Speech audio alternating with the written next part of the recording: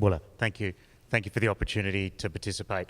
My name's Peter Castellas. I want to tell my story as a personal journey in the spirit of Talanoa around the theme that I think is fundamental to achieving the pathway to a zero net emissions economy, and that's education. My background is I graduated in 1987 with a Bachelor of Education in Environmental Studies. It was the year that the Brundtland Commission put out the first report on sustainable development and defined it. And I thought the eloquence of the definition of sustainable development that meets the needs of the present without compromising future generations to meet their own needs was an inspirational hook to build my career around. And my first job that I took was as a teacher in the southwest of Melbourne, which it was in a fairly socio-economically challenged school called Keysborough Technical College, which was an all-boys school that used to fight every lunchtime with the gangs around the area. And my first class in Year 10 Science was teaching the greenhouse effect. So I put up the overhead projector and I put my nice little map of the heat trapping and the gas coming down from the sky. And I got a chorus of discontent from the boys in the class saying, what's this got to do with us? When are we ever going to use this? This has got nothing to do with us. Fast forward to 2001 and I was working as a sustainability advisor for a major bank in Australia.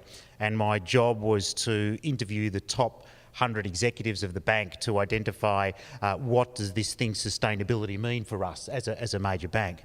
And in almost every meeting that I had across all the different functions of the bank, that same question kept coming up. What's this got to do with us? We're a bank. And it kind of frustrated me to a point where after a month I thought, why aren't these very smart people in this big successful organisation getting this? And I went into the HR records, and at the time there were 37,000 people working at this bank, and only 2 out of the 37,000 had an environmental degree. And the penny dropped, and I thought, these are actuaries and accountants and economists, and not that there's anything wrong with that, but I realised that I was speaking the language of environment, and I wasn't speaking the language of economics and finance and business.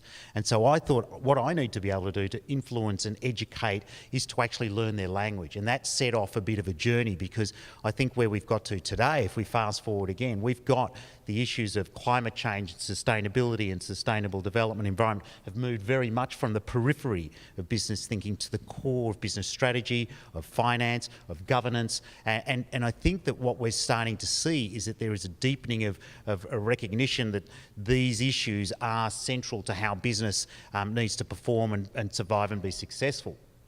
But lurking behind that development is still, I think, in a lot of the engagement I have, is that question, but what has this really got to do with us? So I think there's a challenge here for us who sort of come from, in my story, an environmental background. And environment's my mother tongue, I speak it fluently, but to actually continue to invest in learning how to communicate with business and finance and technology and markets and policy, and to try and be fluent in those languages, because unless I think we collectively being more innovative in how we can fast track the capacity building of the organisations that can really contribute, the banks and the businesses and the civil society organisations, and bring them together around a common language, I'm not sure we're going to be able to accelerate the pathway to a zero net emissions economy. And having said that, I think what I am starting to see, even in a place like Australia, there is some traction gaining, that businesses are starting to understand and speak the different languages internally. It's led by people like Mr. Polman and Mr. Mahendra, who have organisations that have been able to make the business case for carbon pricing, that have been able to communicate the challenge of the opportunity and define the risk.